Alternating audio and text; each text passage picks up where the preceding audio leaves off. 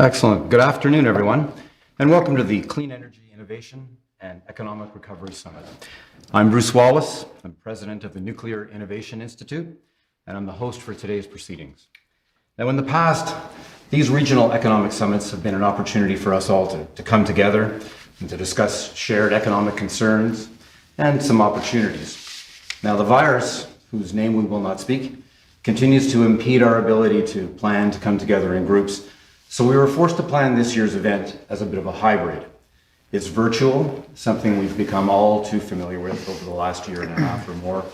We also have some guests joining us today here at the NII Innovation Space in Saugeen Shores, which makes it appropriate to acknowledge that we're meeting on the traditional territory of the Anishinaabe Nation, the people of the Three Fires, now homeland of the Chippewas of Saugeen and the Chippewas of Nawash, traditional keepers of the land.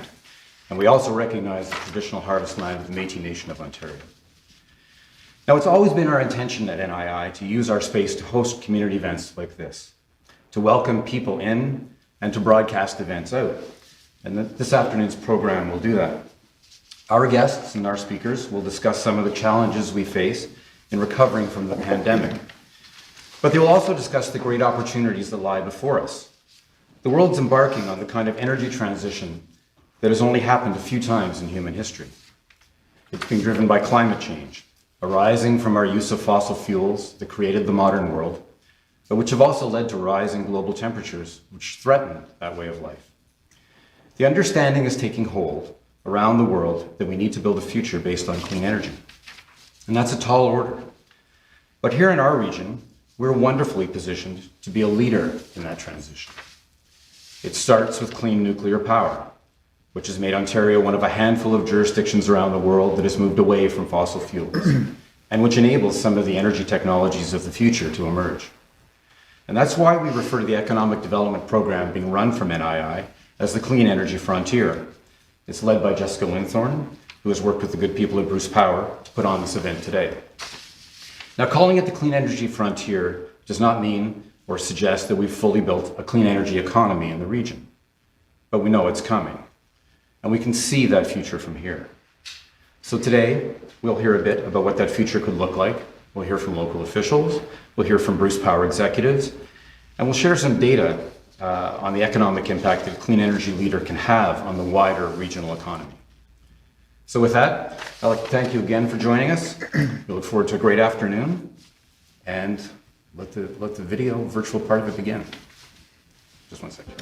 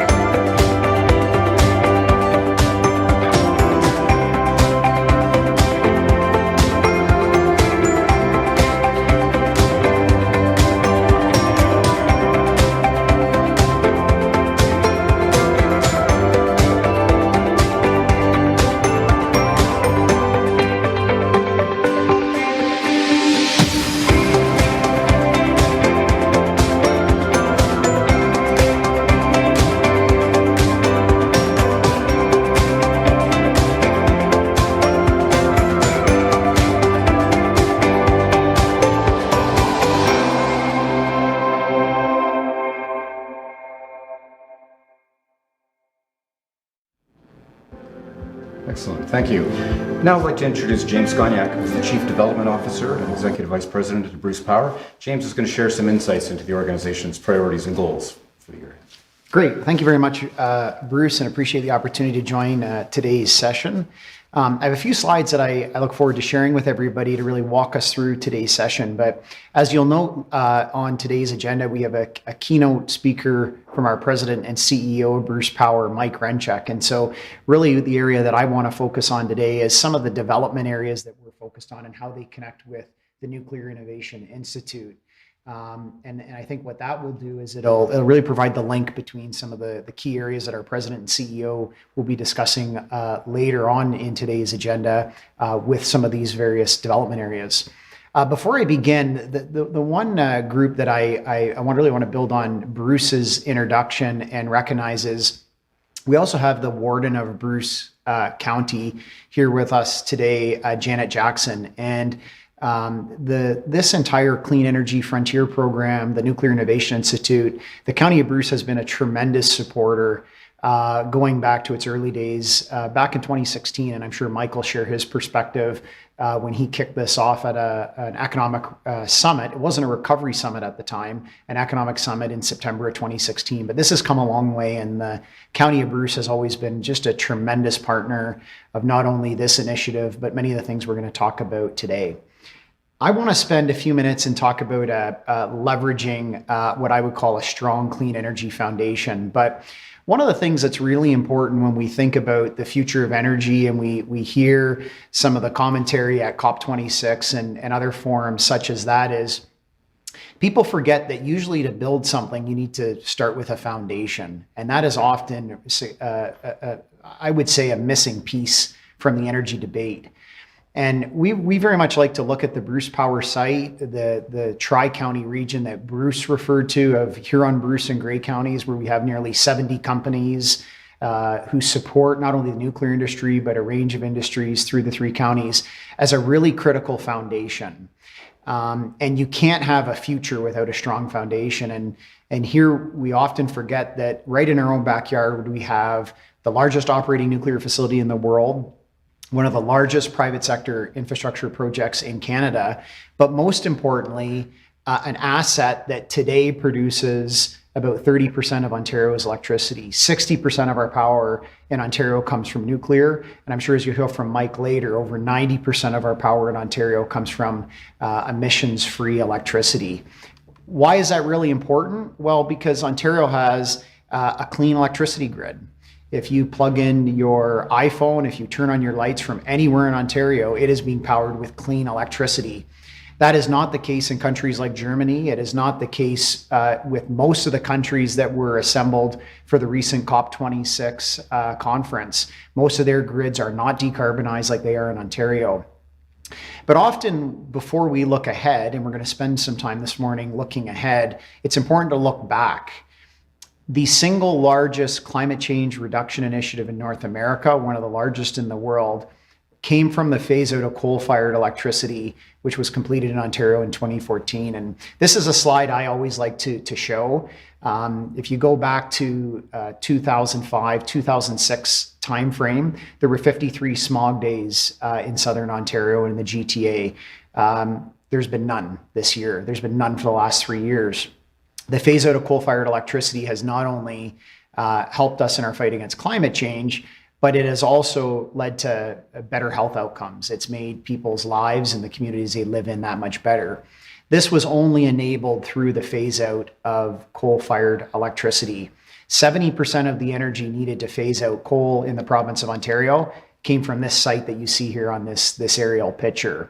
Why is that important? Well, what's really important is that we don't go back. A lot of people take for granted that Bruce Power's 8 units are going to be there for the next 50 years. That is not done until the project has been completed in the early 2030s. And what I really want to talk about today is assuming, and you'll hear our President CEO talk about this, assuming we are successful with that, and we will be successful at that, it lays an important foundation for all these other things. But for many of our policymakers who are listening today, you can't have these solid pieces that we're talking about for an energy future without that Bruce site secured. And that was really an outcome out of the recently released 50-year report that was carried out by the Nuclear Innovation Institute that really looked at what does the next 50 years of the Bruce site enable for not only Ontario, but Canada. But that's a foundation that we can never take for granted. We should never take it for granted in this region, because we do know in the 1970s and 80s were also really amazing times for Bruce Grey and Huron counties. And when the 1990s hit, half of those units were shut down on the Bruce site. We saw the opposite of what we're seeing in our economy today. But more importantly, from a climate change perspective, that was why we hit a record peak of coal output in 2002. It wasn't because electricity demand was higher, it was because our nuclear assets weren't there. So the connection of climate change and climate change technologies and the Bruce site are very clearly linked. I want to talk about 4 foundational pieces in the 2050 report that we are building on with an 8-unit Bruce site. You've heard about our Project 2030. I'll be talking about that. Our medical isotopes business, the launch of Bruce Power Net Zero, and also enabling clean energy technology. But the first area I want to talk about is the opportunity for us to take Bruce Power as an example of looking at existing assets, existing reactors, existing facilities that are here, and optimizing their output. Earlier in the month of October, our CEO announced with Energy Minister Todd Smith and MPPs Lisa Thompson and Bill Walker, Project 2030. And I know you'll be hearing from Mike about the importance of Project 2030 and how that enables a 7,000 megawatt site. Why is that important, and why am I framing that from a development perspective? As we're listening to all of the innovations that we're going to be going throughout today, one of the things I would really encourage everybody to look at is don't forget about the things we have today. The best asset that you can advance from a clean energy perspective is an asset that you already have. Building new things is difficult, whether it's siting it, whether it's locating it, whether it's bringing it into service. And so as we're thinking about clean energy innovation, one of the most important things we need to think about is what are our current assets and how do we leverage them? And Mike's going to be sharing with you just a little bit later on how the Bruce Power site is going to be leveraging itself to produce an extra 250 megawatts, which is enough electricity to replace 250,000 homes. The beauty of that is it's all on this existing site. It's all on the existing footprint, with primarily through some technological advancements, but using existing infrastructure. So what does that mean? It means that we can get clean electricity to the grid faster, because we can't wait to start fighting climate change till the 2040s, 2050s. We have to put a dent in that right now. And that's really what Project 2030 is all about. And I want to spend a few minutes and talk about the work we're doing in medical isotopes. Medical isotopes is an area that Canada has been a historic leader in for over 50 years. What are medical isotopes? Medical isotopes are essentially another form of energy, but they're a form of energy that we have used for many, many decades as part of our healthcare system, whether it's through sterilization or in the diagnosis and treatment of cancer. So very much I look at isotopes as a form of energy that we use as part of a modern healthcare system. One of the great things about our power reactors here in Canada, the CANDU design in particular that we have at the Bruce site, is that these reactors can be utilized. Their base purpose is to generate clean, affordable, reliable electricity. But in making electricity, we also have a very large available neutron source. And that neutron source provides us the opportunity to produce medical isotopes at a very impressive scale. Bruce Power has partnered with a number of people in order to make this possible. You'll hear later from John D'Angelo, who's the president of Isogen. Isogen is a partnership of Framatome and Kinetrix, two organizations that we do a lot of work with. And they are our service provider with isotopes to essentially put in place a delivery system that can access the neutron source at the Bruce Power site. What does that mean? That means that we're going to have a capability going forward into 2023 and beyond, where we can access that neutron source to produce new types of isotopes. And we're starting with lutetium-177. What's also unique about this is we partnered with the Saugeen Ojibwe Nation.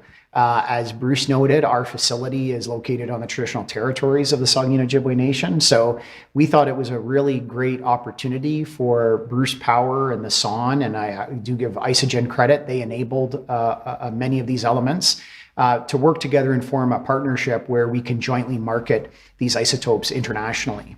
I know you're going to be hearing later from Lisa Thompson and Bill Walker, our two MPPs from this region. And they have been tremendous supporters of this. I know MPP Bill Walker introduced a motion in the Ontario legislature very recently that received all party support, which is very unprecedented, around making this a strategic sector in the province of Ontario.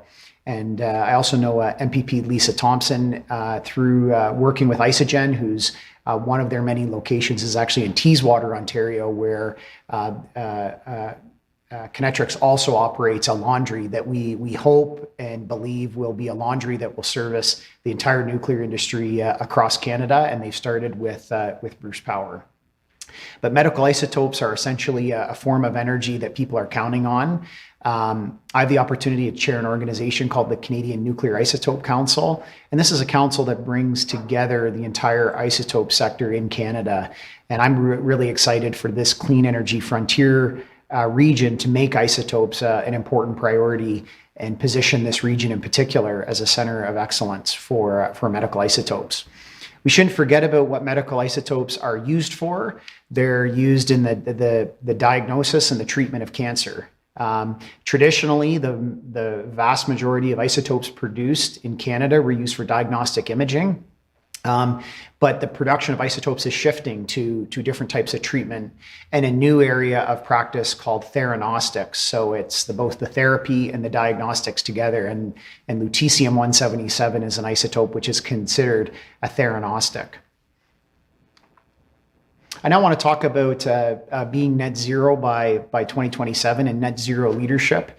And Bruce Power's development in the net zero space really consists of three elements. The first is if you want to be introducing new technologies, if you want to be a leader in net zero, you have to lead by example. We will be the first nuclear operator in the world to be net zero, and we will achieve that by 2027. You're going to hear from Chad Richards later, and we've partnered with Chad and the Carbon Offset Coalition here at the NII to identify projects to achieve net zero by 2027. But you only achieve net zero by doing two things. The first thing you have to do is reduce your emissions further. Even though we are a very low emission operation, we have no emissions from the actual generation of electricity, but like other industrial operations, we have vehicles, we have utilities on site that do emit greenhouse gases. So our goal is to minimize that, and we plan to offset it all by 2027, and we will be the first nuclear operator in the world to have achieved that. But more importantly, we want to enable a net zero Canada by 2050. And I love this quote from the now former Minister of Natural Resources, Seamus O'Regan, that there's no path to net zero without nuclear power. That's a pretty profound statement. So you can talk about net zero all you want. You can talk about wind, you can talk about solar, you can talk about hydrogen, you can talk about hydro, you can talk about batteries, you can list anything under the sun. Anybody who has ever looked at the numbers will tell you you do not get to net zero without nuclear. And more fundamentally, from a Bruce Power development perspective, we look at this and say that you actually can't enable those other technologies without nuclear. And that's why we launched Bruce Power Net Zero. It's a really exciting new initiative. It's a new entity. It is owned by TC Energy and OMERS Pension Plan, two of our owners also in the Bruce site. And the goal of Bruce Power Net Zero is going to be looking at advancing commercial opportunities to invest in technologies that enable a net zero future that complement nuclear. And that can be a range of technologies, but they are all technologies that complement nuclear. We're also continuing to work with the Carbon Offset Coalition. Our goal is to find carbon offset projects across Ontario and the Grey Bruce Huron County region.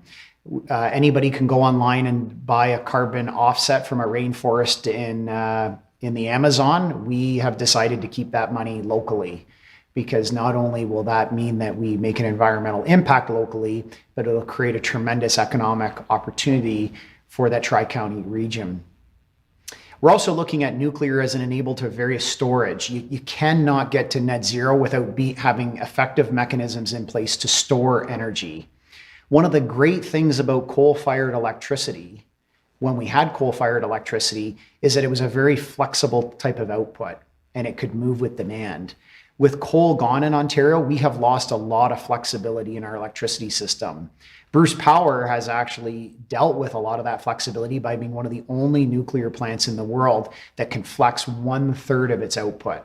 That was put in place at Bruce B in 2009 and Bruce A in 2012. But even with that immense flexibility that the Bruce site offers, we are going to need assets like pump storage. We're going to need assets like hydrogen, and we're going to need batteries. And so what we will be doing is working with the Clean Energy Frontier program to examine, going into the new year, how can those types of technologies interact with nuclear power? In particular, just out of a personal note, it is really exciting that in the backyard of the part of the Clean Energy Frontier program, we have one of the most significant pump storage projects in, I would say, a generation that is being proposed in Meaford, Ontario by TC Energy, who happens to be one of our owners. And this is the type of large-scale project that really has a 100-year life to it. But most importantly, it really reinforces the value of nuclear power. You cannot have a conversation of pump storage without having a conversation about nuclear power. And we think as a Clean Energy Frontier region, it's very important that we link our nuclear output from the Bruce site with that pump storage project in Meaford and potentially other pump storage opportunities across Ontario. We've also done work in terms of looking at electrification. When you have a clean electricity grid, what that means is you can electrify transportation, other parts of the economy, and because you're electrifying something that is from a traditional fossil fuel, you're reducing emissions. But again, you can't do that without a foundational piece of nuclear power. You're also going to hear from General Fusion in a few minutes. I'm going to introduce an interview that Susie led with some representatives from General Fusion.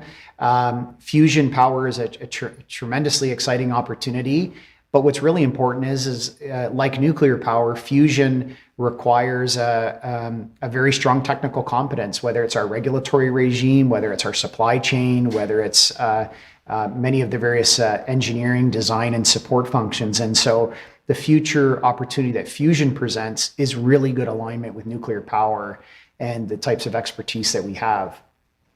We also look forward to working with Jessica and the further expansion of the Clean Energy Frontier.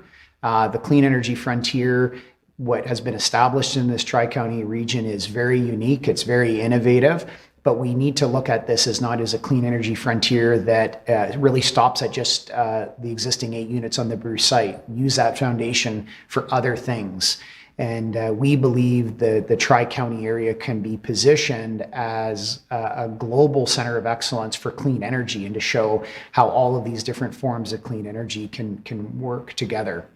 And the final area is new nuclear. New nuclear is an area of tremendous potential, whether it's microreactors, the work we've done with Westinghouse. I see the president of Westinghouse Canada here, Eddie Saab. We're doing work with Vinci on a microreactor. We continue to work with our friends and colleagues at Ontario Power Generation, who are leading the development of and the construction of the first small modular reactor in Canada at the Darlington nuclear site, and we're working very closely with OPG on that project. And so we look forward to staying very close to what is going on with SMRs and supporting that from an industry perspective. But we're also interested in large nuclear, the types of nuclear reactors that we count on today. And so there are a range of new nuclear options that are being advanced right now, and the industry continues to partner on those. But what's really the most important key message on new nuclear is going back to that piece I talked about earlier about the foundation. You cannot have a foundation for new nuclear without the existing nuclear there. Why? Because if you think about the extensive nature of the supply chain, the manufacturing, the regulatory regime, the human resources, all of the various elements that we need to operate our nuclear fleet today, those will be needed for a new nuclear future as well. And there is no new nuclear future without the existing assets we have in the 8 units at Bruce in particular, the 4 units at Darlington. Obviously, Point Lepreau in New Brunswick is already refurbished. Those units need to be there for the long term to establish the foundation by which we can build on our expertise and move into new nuclear. So with that, I will wrap up my session. I hope that was helpful in terms of giving you a bit of a sense as to the new areas that Bruce Power is looking into. And I think, as you'll hear from the keynote from our president and CEO later, these areas that we're advancing, they're all based on a foundation. And without that foundation, we are not able to advance these things, nor are we able to advance the things we're talking about throughout the summit. It's all based on a strong foundation of 8 nuclear units from the Bruce Power site. So with that, I am now going to, we're going to play a short video between the Nuclear Innovation Institute and General Fusion, which is an amazing company out of British Columbia. We have an existing memorandum of understanding with General Fusion. We look forward to expanding our work with General Fusion. I had the opportunity to visit their facility in British Columbia a number of years ago before the pandemic. And they are a really bright spot when it comes to clean energy innovation. And I hope that General Fusion builds one of their first plants in Grey Bruce and Huron counties. And so I'll put that hook out there, and we can now play the General Fusion video. Well, when you think about fusion energy, it has the promise to just fundamentally transform the energy landscape. And it's going to play a very, very significant role in a clean energy future. How would you explain fusion to someone who's never heard of it before? Fusion is what powers the sun and the stars. And fusion occurs when atoms are heated to very high temperatures. They start moving around, they collide together, and when they collide, they actually fuse together. And when 2 light nuclei come together like that to form a heavier nucleus, the process releases a tremendous amount of energy. And when we look at fusion fuel, the deuterium comes from seawater, and there's enough on the Earth to power the planet for hundreds of millions of years. What role do you think fusion plays in tackling climate change? We've got to reduce our carbon emissions by 100% between now and 2050. The other side of that coin is we see global energy demand going up by 200% in the same period. By taking fusion energy and coupling it with these other clean energy resources today, it will allow us to reach a point in the future where we can achieve a net zero decarbonized solution. So it complements the intermittency of some of these other sources to provide a balanced portfolio to give us a clean energy solution. What excites you most about fusion? I mean, it's a real game changer. It's going to play a very, very significant role in a clean energy future.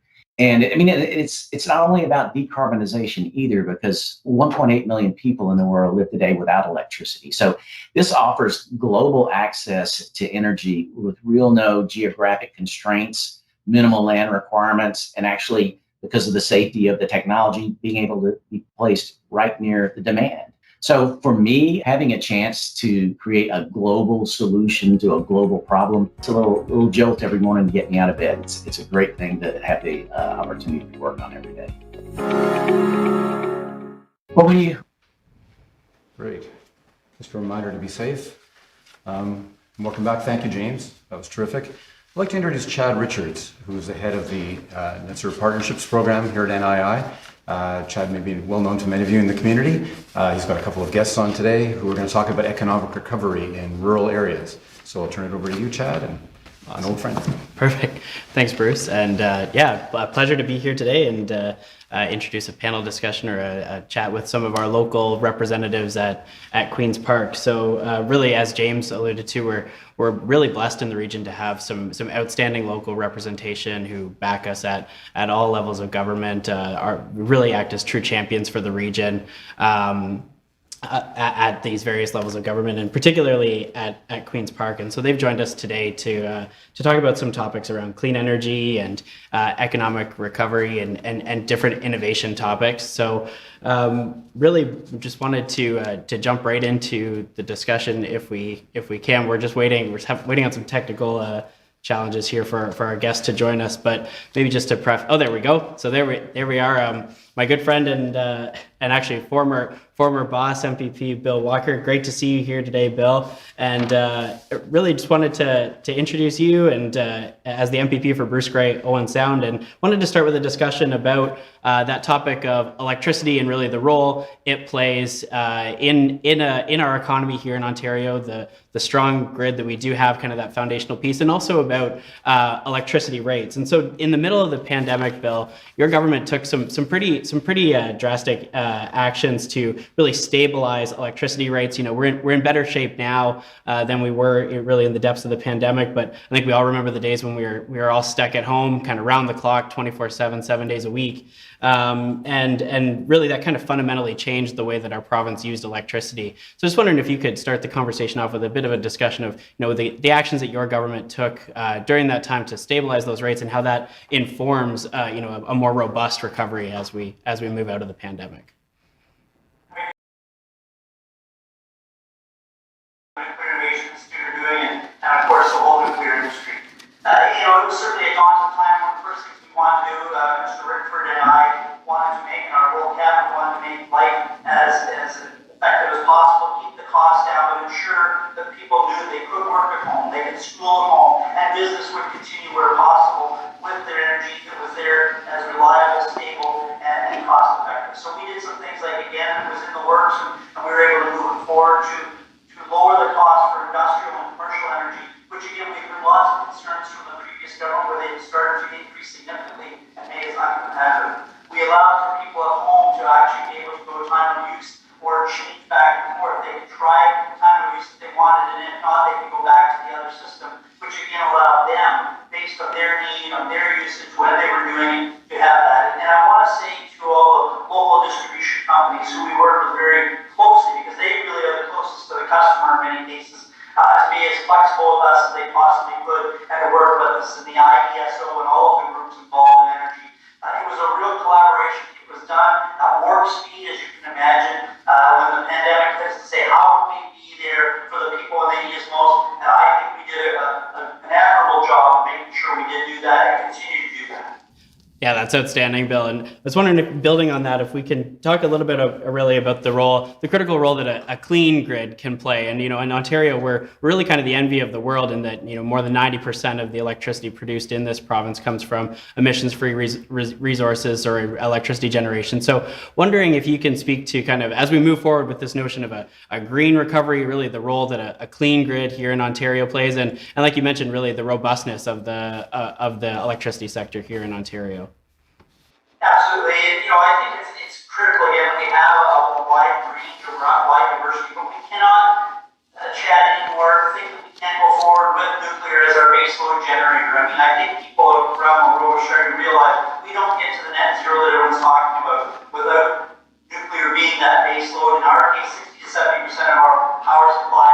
Of course, hydroelectric is always going to be a staple, but there is an ability to expand that a great deal in the province of Ontario. OPG and other organizations are doing a great job of maximizing that. So we have to look, and I heard James Cognac speaking earlier, it's absolutely critical. We have, as a government, committed to ensure nuclear is here going forward with life extensions of both Darlington and Bruce, and of course Bruce doing a lot of themselves in the private sector. It's absolutely critical. We have stable energy for business, for homes, for organizations, and most importantly, our social infrastructure, our hospitals, our universities, our long-term care facilities, stable costs so people can again rely, and that will attract as well private development. Will come to Ontario again because we are competitive. That's one of the big things we really strove to do as a government, was to get back into being a competitive environment. We lost 350,000 manufacturing jobs. A lot of that because our price of energy was skyscraping, frankly. We've been able to put that in check. We've been able to actually defer much of what was imposed increases going forward by looking at how we do business, by how we do our mix, cutting our red tape, and doing some of the good things that, again, business, organization, and the not-for-profit sectors all were asking us to do. That's outstanding. And so you spoke to, increasing investment here in Ontario. And one thing that really comes to mind is the electric vehicle market as it really ramps up. And as we look at, decarbonizing transportation here in the province. And I think recently we've seen the government come out pretty strongly in favor of really Ontario being kind of, again, the envy of the world in that we've got critical mining infrastructure in Northern Ontario. Marry that with manufacturing capacity in Southern Ontario, and really how do we build that EV manufacturing cluster here in Ontario? So just wondering if you can kind of speak to those efforts here in the province as we move forward with an economic recovery. Absolutely. You hit all the nails on the head, Chad. We have the natural resources that are right in our own province. We have the manufacturing capability. We've always been a vehicle powerhouse. We've been a leader in North America, across the world, frankly. And the next evolution of electric vehicles, the Premier and Minister Fideli just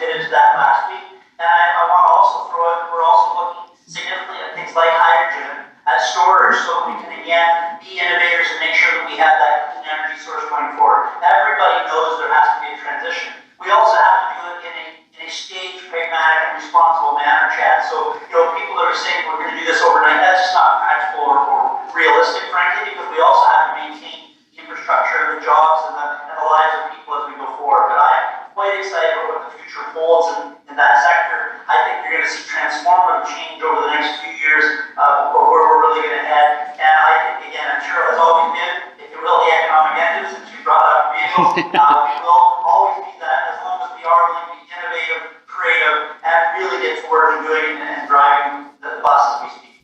Very good. And, keeping it on the puns here, just going to put a plug in for a recent report that NII put out called Plugging In. And it really looks at that EV infrastructure that we need, as you say, Bill, as we move forward in this gradual transition to an electrified transportation network, looking at what types of charging infrastructure is needed here in the region and measuring whether that stacks up against the preferences of EV drivers, so that we do this in a smart, deliberate manner. So anybody who's looking at EVs and wanted some further reading, you can go to the NII's website and check out the Plugging In report that the Clean Energy Frontier program, who's putting on this summit here today, drafted or produced, and it's really been a key document for some of our local county councils and other groups in the region as they look at building out this infrastructure that we'll need. And so, finally, Bill, I just wanted to talk take a second to talk about isotopes and the role that they can play here in Ontario. We heard James talk about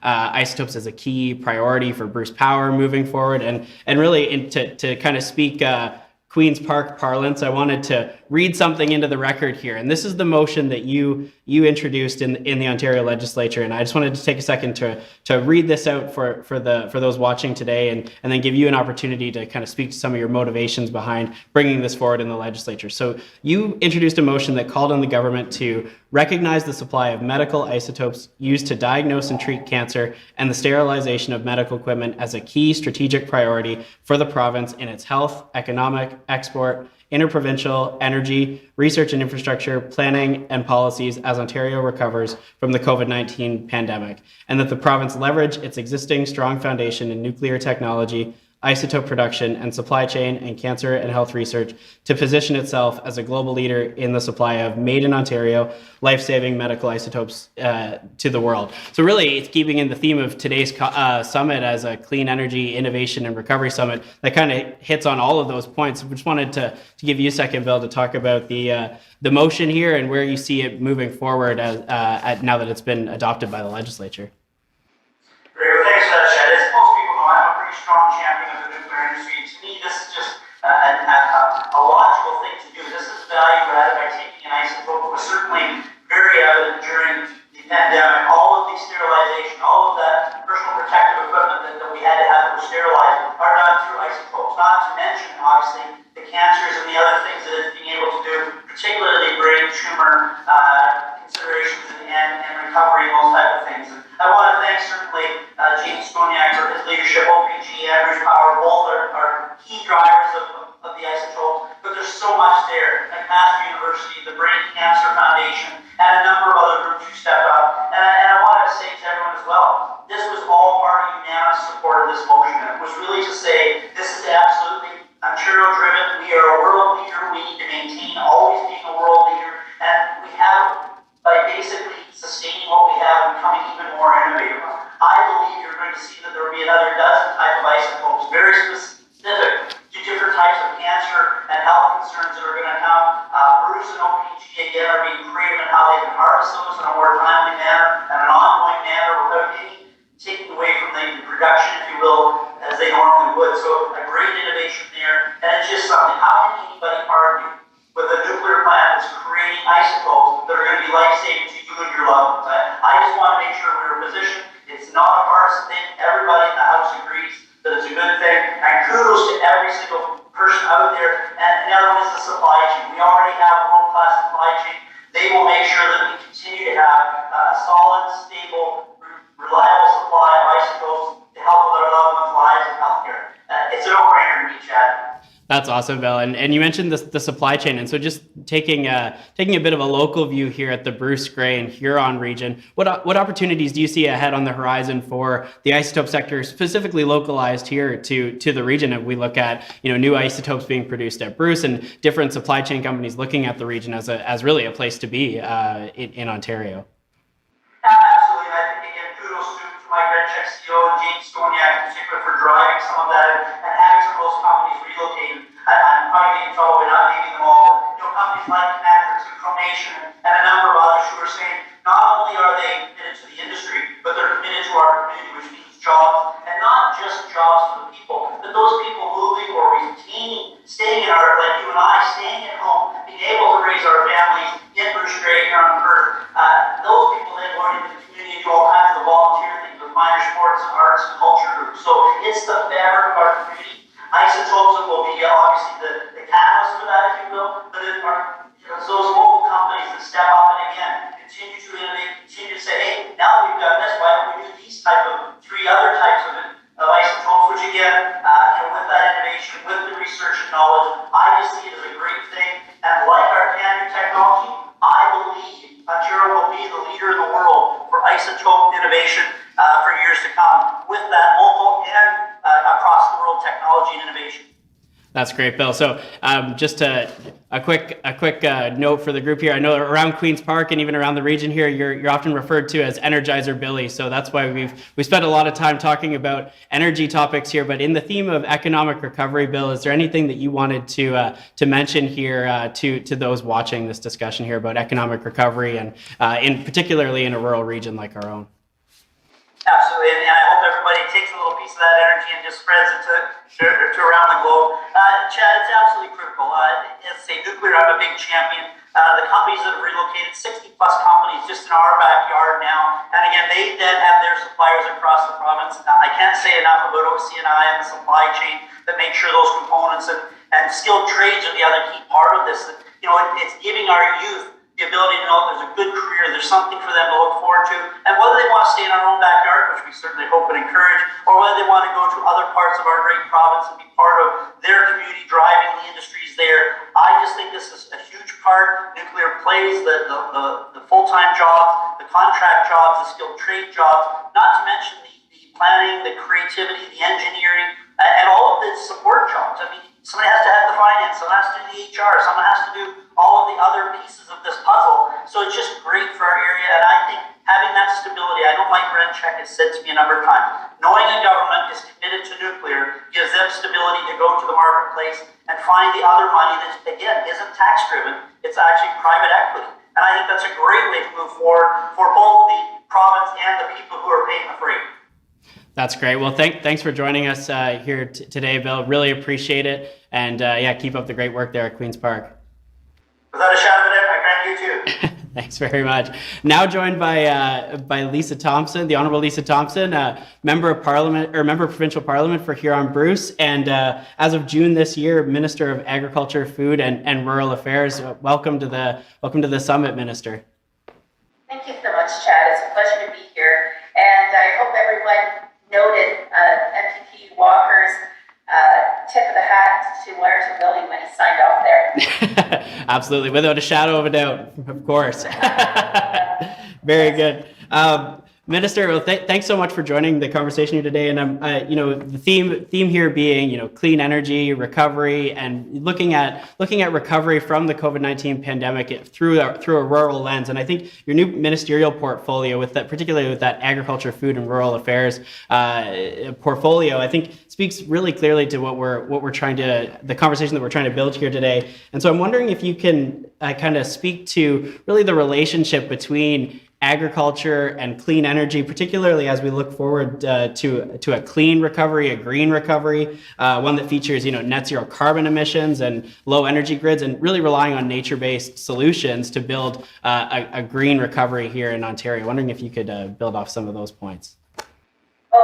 Chad, I'd be pleased to, and hello to everyone. And I want to commend Bruce Power and the Nuclear Innovation Institute for having this summit, because we need to be talking about where we're going to go. In the spirit of hockey and number 99, we got to be thinking about where that puck is going to go. And I was energized sincerely by listening to Bill Walker and our approach to nuclear and why it matters, whether it's being innovative with isotopes and or pushing the envelope and having the nuclear industry partner with the move towards electrifying our vehicles. It's all very important when we take a look at recovery and how we grow post-pandemic.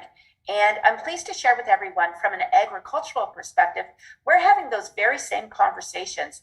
And Chad, I was smiling a little bit when you posed your question because my first thought was, well, naturally, our region of Midwestern Ontario, we boast, the largest nuclear generation station in the world, as well as the fact, partner that up or couple it up with the fact that we're Ontario's breadbasket. And across Canada, people look to us to see how we're moving the dial. And so first things first, I think it's important to recognize we celebrate and recognize what we've already been doing for decades.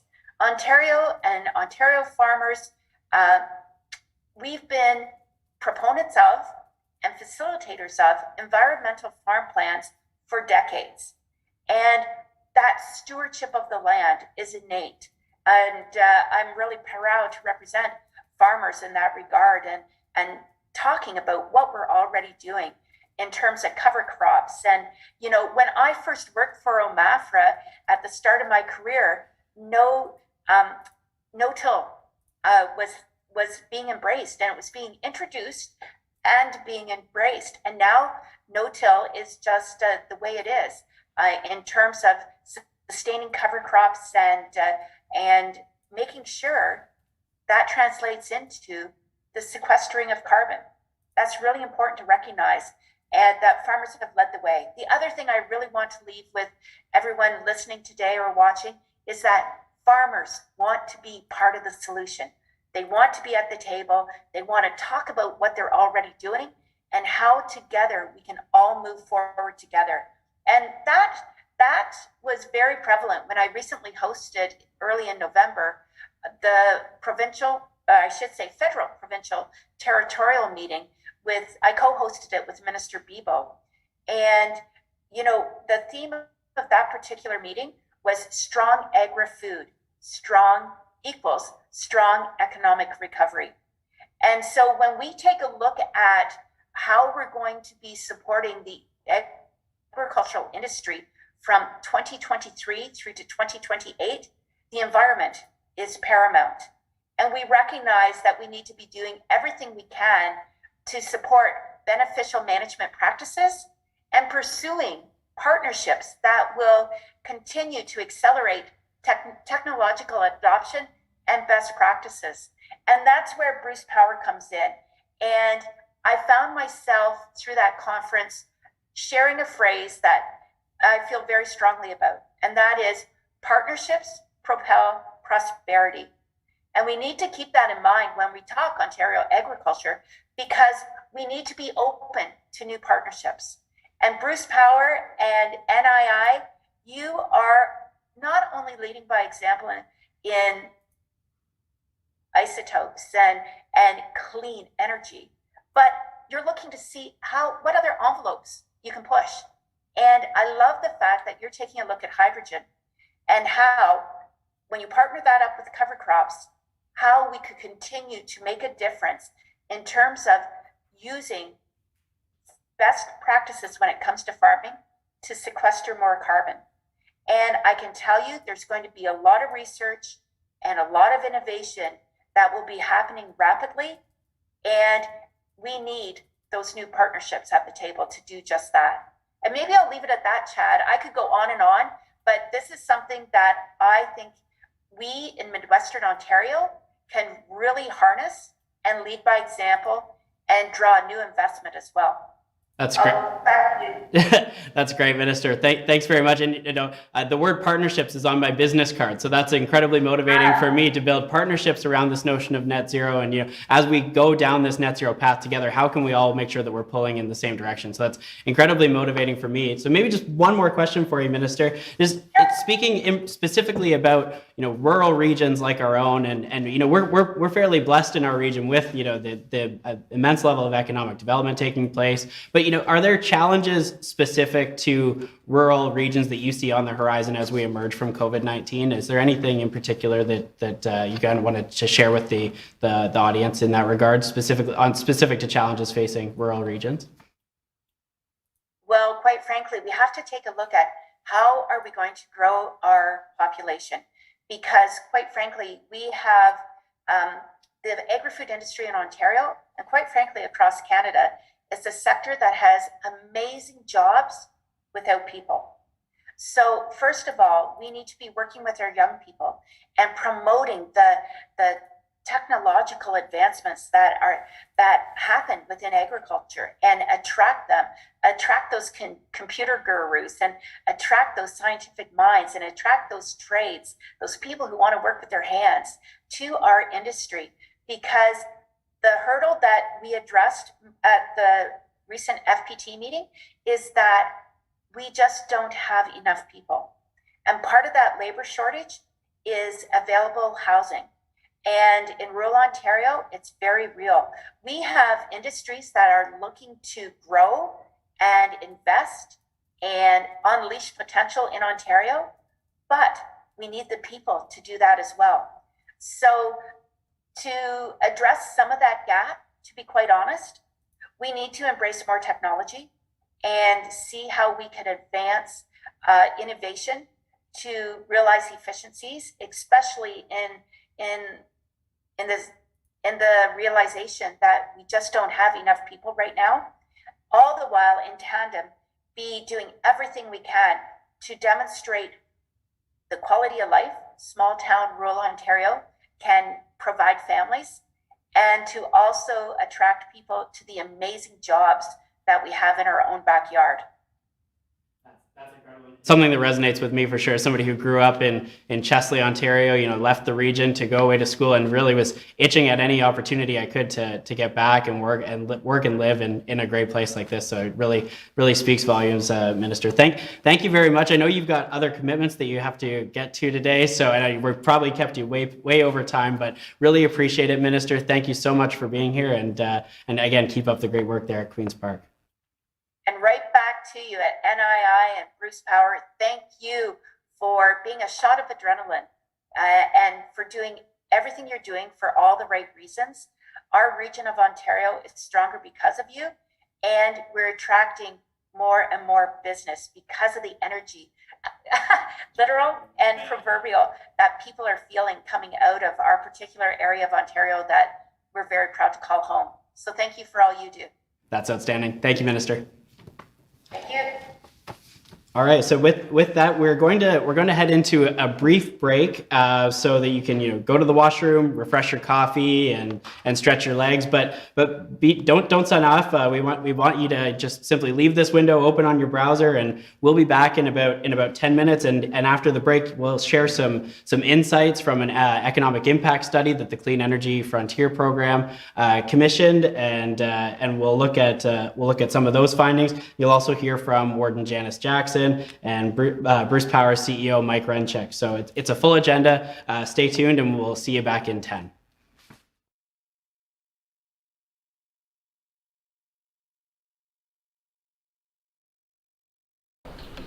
Welcome back, everyone. It's now my pleasure to be able to introduce David Campbell, who's president of Jupia Consulting, which is an economic development and research firm. David has had an extraordinary career. He spent more than a quarter century conducting economic development research for dozens of industries, from post-secondary education to shipbuilding. He's also been the chief economist of the government of New Brunswick, helping guide development of economic policy and development for the provincial government there. David's also a leader in economic modeling around new energy opportunities, including being part of the team that started New Brunswick's small modular nuclear reactor initiative. He's been working with NII to study the economic impact of the clean energy sector on our regions for a report that we're looking forward to publishing early next year. But today he's going to give us a bit of a sneak preview of that by sharing some of the high-level data that he's uncovered. So David, over to you. Okay, so I'm going to talk to you a little bit today over the next few minutes about a report that I was commissioned to do, an economic impact report on Bruce Power as a catalyst for economic development, not only through its operations, but through many of the future things that we've been talking about so far in the session today. So if you want to go to the next slide. So the objectives of the report was to estimate the economic contribution of Bruce Power in Ontario arising from its annual expenditures. So there have been previous reports that have looked at the big sort of future-oriented capital investments that are going on right now. We've seen a number of studies in other areas, but the focus of my impact assessment is on the operations. Is everything okay? Okay. So we'll be looking at the impact of those operations, impact on gross domestic product, employment, consumer spending, et cetera, including direct, indirect supply chain effects and induced impacts. In addition, the report I'm going to prepare and talk to you about today includes a broader review of the company's impacts in rural Ontario, particularly with a focus on Bruce, Grey, and Huron counties. And so at the end of the slide deck, I'll show you a few of the specific efforts. And again, we've heard some of that this morning that is going to be building on the economic development opportunities associated with that core nuclear power generation asset in the region. So we'll talk about that. So if you want to flip to the next slide, please.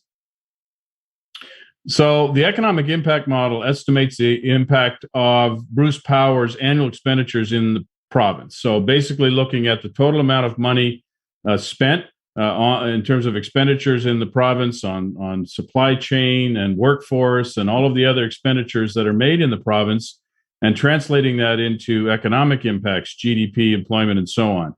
Some of the core data was provided by the company, but the multipliers, the supply chain and induced effects are developed using Statistics Canada multipliers. This is a standard approach. So we looked at the components of Bruce Power spending and built on the multipliers based on the appropriate sectors. Household spending and taxation impacts were developed based on related Statistics Canada tables. It's really meant to show how Bruce Power's operations feed back into local economies across the province. And as you will see, the energy sector, but particularly Bruce Power, has a very significant economic multiplier in the province of Ontario. If you want to flip to the next slide. So one of the things we have to talk about right out of the gate is there's limited economic leakage from this kind of spending. So if you were to purchase a big screen TV, or if you think about a lot of spending that goes on in the province, much or most of the GDP and employment and taxation impacts occur elsewhere. But that's not the case with nuclear power. As you will see, most of the spending of households and businesses, that money gets turned right back into the local economy in terms of wages, household spending, supply chain spending, and so on. So you will see that 95% of the national GDP created from Bruce Power's operations in Ontario across Canada stays in the province. So if you look at the total national GDP from Bruce Power's operations, 95% of that economic value directly and in the supply chain stays in the province.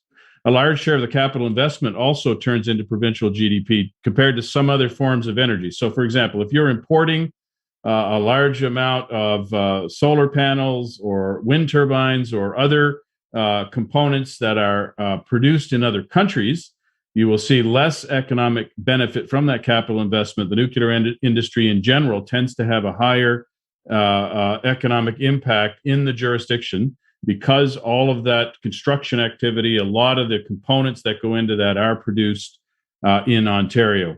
As I said, almost all of the supply chain needs on an annual basis are met by Ontario-based suppliers, and we'll talk about the impact of that in a minute. And the industry, because of the complexity and technical nature of many of the jobs, both directly and in the supply chain, offers well above average wages and salaries. And we've got some data to show you on that as well. If you want to flip to the next slide. So you can see here overall, if you take the spending of Bruce Power in Ontario in 2020, that if you look at direct, indirect, which is the supply chain effects and the induced effects, and the induced effects occur when employees go out and spend their salaries in the local economy on restaurants and retail and other services. That's called induced economic impacts. You combine all three, and Bruce Power's operations boosted Ontario's GDP by over $4 billion in 2020. So certainly a very, very significant economic impact from the operation of Bruce Power in the province. Total labor income, so that's again the direct salaries and benefits combined with the supply chain and induced labor income effects of almost $2 billion, $1.94 billion. The direct employment in Ontario, and much of that is concentrated, as we will see, in the Tri-County area. The total employment is around 5,000 in 2020. That's payroll employees of Bruce Power. And if you add in the supply chain and the impacts of the induced effects, you get 13,400 people, or 13,400 full-time equivalent jobs supported by Bruce Power operations in the province. So certainly a tremendous multiplier. Those 5,000 jobs turn into 13,400 jobs supported across Ontario. And household spending, that's the money that after taxes and after savings goes back in directly into annual spending. That's $1.43 billion in 2020. And again, a lot of that spending, as we shall see, is in the Bruce, Grey, and Huron counties of Ontario. Next slide, please. So, of course, whenever you have spending, whenever you have high wage jobs, you have a considerable amount of taxes generated.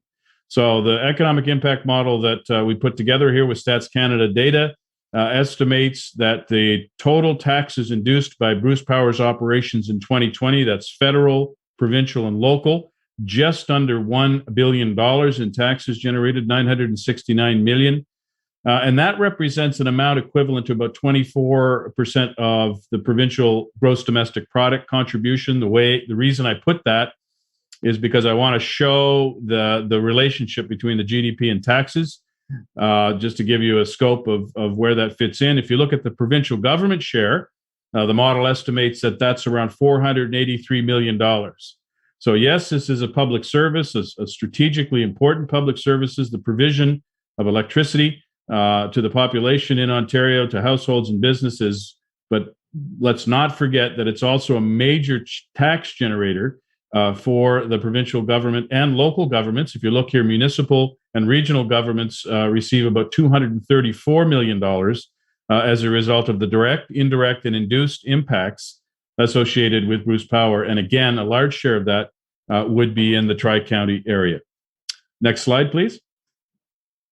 So the report that will ultimately be published has a detailed breakdown of supply chain impacts, of employment impacts across different sectors of the economy, and other ways that this $4 billion in GDP is distributed around the economy. And this is the full-time equivalent employment supported by Bruce Power in Ontario by sector.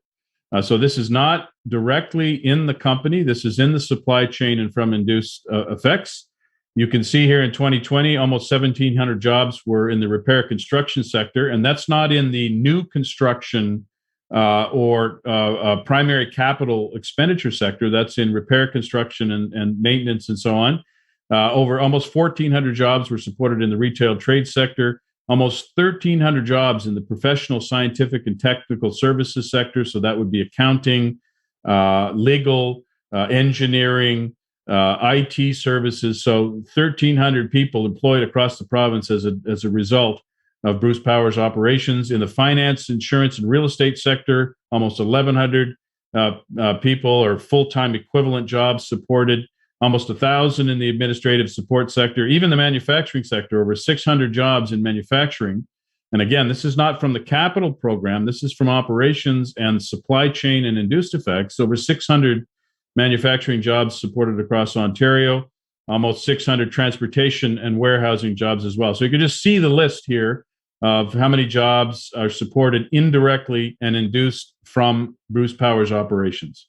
Next slide, please. So this is the average annual employment income index. So if you take the average for the province of Ontario, the full-time average income for the province for all workers, and you set that as an index of 1.00, everything above 1 means a larger salary, everything below 1 is less of a salary or income. The Bruce Power supported full-time equivalent employment, direct, indirect, and induced, has an average annual employment almost double the average for the province overall. And again, much of that has to do with the technical sophistication and the skills requirements of the jobs, both directly and in the supply chain. But you can see that those jobs on average pay more than the software publishing industry, considerably more than the average in the finance and insurance sector. And you can just go down the list here to see the difference between the salary levels here. So high wage, high value, high tax generating jobs in the province of Ontario. Next slide, please. So this is another thing we'll be showing in the report. This basically, the Stats Canada's multiplier tables show how output in other industries rises as a result of the supply chain and induced effects from Bruce Power spending in the province. And you can see here the finance, insurance, and real estate sector. Again, this is direct, indirect, and induced effects. Generated almost $460 million in economic activity or output in 2020. The manufacturing sector, $361 million. The professional services sector, just under $300 million. So all of these sectors, and again, much of this centralized in those tri-county area, also in the rest of the province as well. $134 million in the transportation and warehousing sector, 128 in the information and cultural industry sector. So just a lot of economic activity across a broad range of sectors as a result of Bruce Power's operations in Ontario. Next slide, please. So again, the report is not finished yet. We're in the process of putting it together, but it will have a considerable focus on rural areas, particularly the Tri-County. And one of the things from our research here is we found out that about 2016, 2017, 2018, in that range, the firm started a deliberate effort to grow its supply chain in rural Ontario. And it really has gone from a handful of suppliers, 5 to 10 back then, to over 60 today, as was mentioned earlier.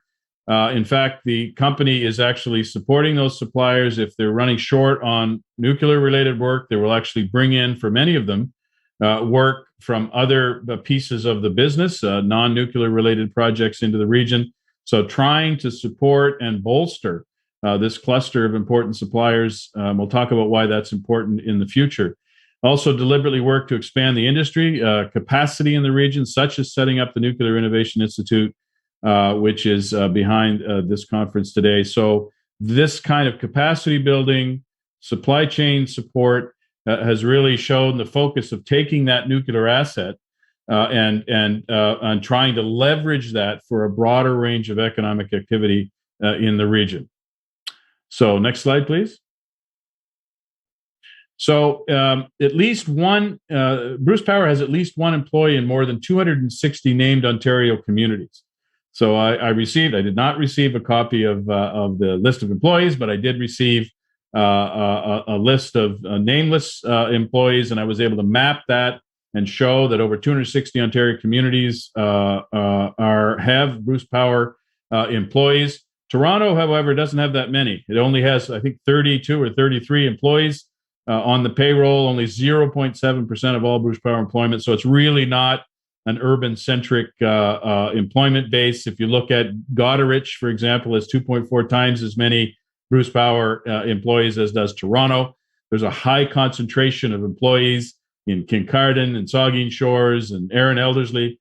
So these smaller communities have far more employment than some of the larger cities and urban centers. So there's really been a focus over the years of supporting smaller and rural communities, and that has worked out very, very well. The vast majority of employment, direct employment, and increasingly supply chain employment can be found in these smaller communities. The vast majority of the $1.43 billion in household spending occurs in the three counties. It's very difficult to precisely pinpoint that because of some challenges with the Stats Canada data. But it's safe to say, because so many of the employers And because so many of the suppliers are based in the communities, that the bulk of that spending occurs also in those communities. The vast majority of the $234 million in estimated municipal and regional government taxes also goes to governments in those tri-counties. So very much supporting a lot of the economic development and quality of life that's occurring in those regions. So this economic asset, this anchor, is really providing significant economic benefits in the communities. Next slide, please. So just again, my attempt at a map here, just to try and show where those suppliers are located. So each one of these little pins represents a supplier. And again, to just make sure you could see them all, they're kind of scattered a bit, but you can kind of get a sense of that. There's over 60 major suppliers in Bruce, Grey, and Huron counties. If you look at the list, there's multinational firms in there, there's national firms, but there's also a significant number of local firms, local entrepreneurs in that list as well. So really a mix, a good cluster of industry-related suppliers spread from Goderich right up to Owen Sound. So a good, really, again, economic footprint on the supply chain. 18 of those firms are in Saugeen Shores, 25 in Kincardine, and the rest throughout the region. Next slide, please. So what's next? Well, so I think a big part of this report, at least to sort of summarize, and we've been talking about it today in this event, is to sort of summarize how we use that sort of core asset, those core expertise, that core supply chain to drive new economic potential and new economic opportunity across the Tri-County area.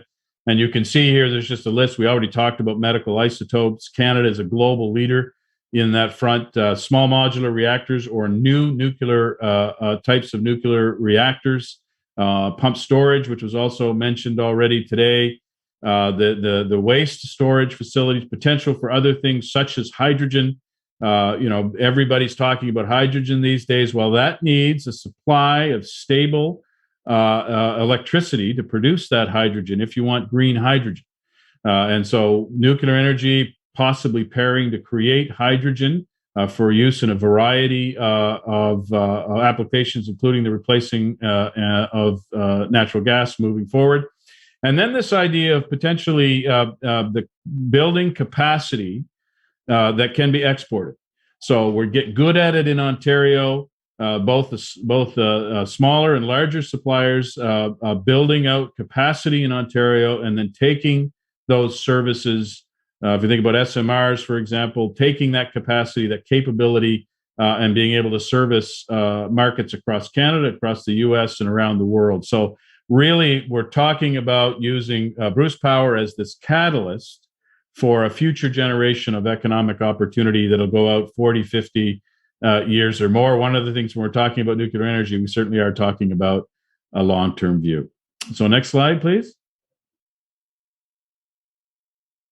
So I think, yeah, that might be my last slide, and we can't do questions here. But again, my name is David Campbell. If you need to reach me, you can reach me at david@jupia.ca or through the Nuclear Innovation Institute. And I look forward to having a draft report to the Institute in the next couple of weeks. So I thank you for giving me the time today to talk about this important research project.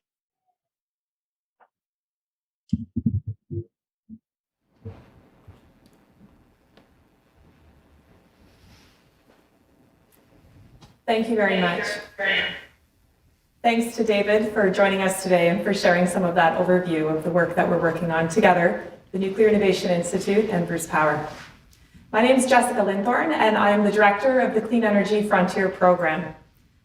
The program is funded by Bruce County and Bruce Power, as has been earlier mentioned, and is an evolution of the Nuclear Economic Development and Innovation Initiative that began in 2016. The Clean Energy Frontier has a deep appreciation for the supply chain supporting the clean energy sector. Taking shape in our region of Bruce Grey and Huron County, we are seeing over 60 suppliers landing and expanding and calling this wonderful area home. Joined with me today, I have a panel. I'm looking forward to a conversation. We're talking today about the opportunities found in the clean energy frontier region of Bruce Grey and Huron counties. So as a quick introduction, and we'll dive right in, thank you for joining us. So we have Warden Janice Jackson in the middle, Warden of Bruce County. Jennifer Christie at the end here, owner of Bonfire on Queen. She'll speak a little bit about that, as well as the Executive Director for Catapult Grey Bruce. And then to my immediate left here, John DeAngelo, the Senior Vice President and CNO of Kinetrix. Thank you so much to each of you for taking the time to join me today in this discussion. I'm going to start with a question directed to the Warden. Really, we've mentioned that since 2016, we've seen over 60 clean energy suppliers, nuclear suppliers land in the region of Bruce Grey in Huron County. What have the municipalities experienced with these new employers landing and calling it home? That's a great question. It's provided, this economic boom really has provided job opportunities, tremendous job opportunities, which trickles down to assessment growth. And with assessment growth, well, you're looking at investments in your communities that range from everything from helping our small business community to large home developments, and everything in between. And then with that new assessment that we're seeing, with that revenue, we can invest that back in our municipalities through infrastructure. And so that means roads, bridges, it could be recreational facilities, community centers, arenas, things of that nature. It provides so many opportunities, but of course with that growth coming, it also brings challenges. And we've got challenges in workforce and housing. So really it's a variety of things, but all of our municipal leaders are working very diligently on those issues, and it's a pretty good problem to have. Mm-hmm. That's great. Assessment growth and job creation, those are two things as an economic development professional. That's what we work toward. That's our outcome. Thank you very much, Warden, for sharing. So with that, I guess my next question is directed to Jennifer Christie. Thanks so much for joining us. It sounds like the growth described when we think about assessment growth and job creation, it certainly sounds like a strong place for an entrepreneur, such as yourself. It creates that entrepreneurial ecosystem. Can you tell us about your restaurant and why did you choose the community of Paisley? Absolutely, Jessica. So strong communities need restaurants, right? They're often a third place in communities where people can gather and connect and meet new people. So I am the owner of Bonfire on Queen. We're a very small licensed restaurant. We have a patio in Paisley, and we're a local food restaurant. So we don't just say that, but we're certified Feast On by the Culinary Tourism Alliance, which means that they audit our purchases to make sure we purchase from Ontario farmers and purveyors, and we're really proud. We actually work very closely with Bruce and Huron farmers. Most of our veal, poultry, beef, and pork all comes from farmers in Bruce and Huron counties. And choosing Grey Bruce to locate our restaurant was really a simple decision, both from a business standpoint, but also a personal standpoint. So from a business standpoint, we looked at the tourism and the energy industries that were here and anticipated that growth would be something that would support a destination restaurant like ours. And we also wanted to have the strong agricultural community because of being a local food restaurant. And so it's been touched on today, but I think it's worth noting that Grey Bruce has 20% of the seeded pasture land in Ontario. And why that's important is because diverse agriculture productions that have cropping and pasture and livestock like cattle and sheep also are more healthier farming operations. And so for somebody like myself who's seen rural communities across Canada, being able to move back home and start a business in Grey Bruce, where I believe our farmers and the agriculture industry are really thriving and doing the right things, both from a production standpoint and for the benefit of our planet, was really important to me. I am from Bruce County. I grew up in Erin Elderslie, and so I also wanted to be able to give back to the community that I grew up in, and Erin Elderslie didn't have a lot of restaurants, so that seemed like the right place to be. And once we saw our building in Paisley, we knew that Paisley was the place to be. So if you're not familiar with Paisley, it's an eclectic artisan kind of community with two rivers that converge in it. And the energy that exists there is something that's really special and unique. And when we purchased our building only 2 years ago, a large portion of our downtown was for sale. And today, I don't think there's a for sale sign on the downtown. And we've had 6 brand new businesses open within the last year, which is really saying something in a community of only 1,200 people. So it's been a wonderful, wonderful experience for us to start a business in Paisley. Oh, that's great. Thanks so much for sharing. And as Jennifer came in today, I introduced her to a couple people, and the first thing that a couple of them said was, "Oh my gosh, I've had your pizza. It's delicious." So very good, and thank you for joining us. And it's a really wonderful story what's happening in a community like Paisley. That's great. John, thanks so much for being here from Connectrix. And so Connectrix is a founding member of the Nuclear Innovation Institute and a major player in the nuclear industry. And much like Jennifer, John, your organization has had to make some big decisions as well. Can you tell me about where you're located in the Frontier region, and why did you select the locations that you're in? Yes, certainly can, Jessica. It was a big decision, but actually it was a relatively easy decision in hindsight. And really need to thank Bruce Power for their vision in sort of trying to attract suppliers to the area. I mean, for all of us in the room here that run a business and those out there, I mean, you need to grow your business. And there's some challenges in the Bruce County with sort of roads, infrastructure and whatnot, but try and grow a business in a city like Toronto, where the price of land is an order of magnitude higher. It's really tough to attract talent. Bruce County made a lot of sense when we sort of sat down and looked at it. And the pillars of our business as we've grown over the years is around sort of having great facilities, superior staff, and excellent customer relationships. And we found all of that in Bruce County, and quite easily. And the surprising thing here, it wasn't a one size fits all. Our first location is at the Bruce Energy Center, and there I needed a large facility. I needed something close to Bruce Power, and I needed staff that's familiar with working in the station, knows their way around outages, and was able to come up to speed really quickly in the work that we wanted to do up there. And everything came together in that Tiverton location. We were able to move from essentially nowhere to a running facility in less than 12 months.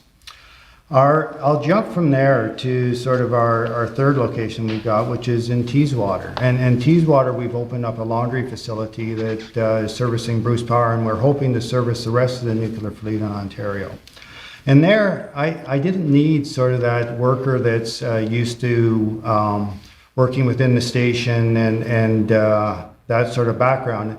I need some hardworking people. I need people from outside of nuclear that were just looking for a really good job and willing to work hard for 40 hours a week and sometimes 60 hours a week, keep the laundry going. And we found an amazing range of people in the Teeswater area. People that are wanting to work really hard, that come in every day and do their best and willing to learn new trades really quickly. And that's sort of, you know, with the construction of a building there, and we did this during COVID, we built a world-class laundry facility. I think we've got some of the best people you can imagine running that facility. And we did it all through COVID with the help of a lot of suppliers in the region as well.